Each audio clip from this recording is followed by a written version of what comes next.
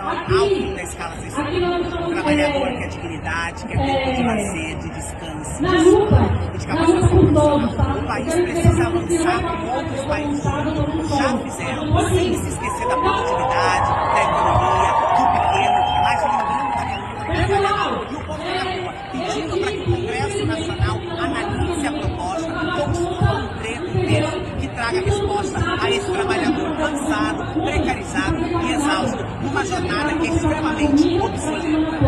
É isso aí, gente. Agora o desafio é seguir a mobilização nas redes e nas ruas para pressionar o conjunto do Congresso Nacional para que a gente consiga fazer essa PEC de autoria da Érica, tramitar o mais rápido possível e ser aprovada para acabar com as causas.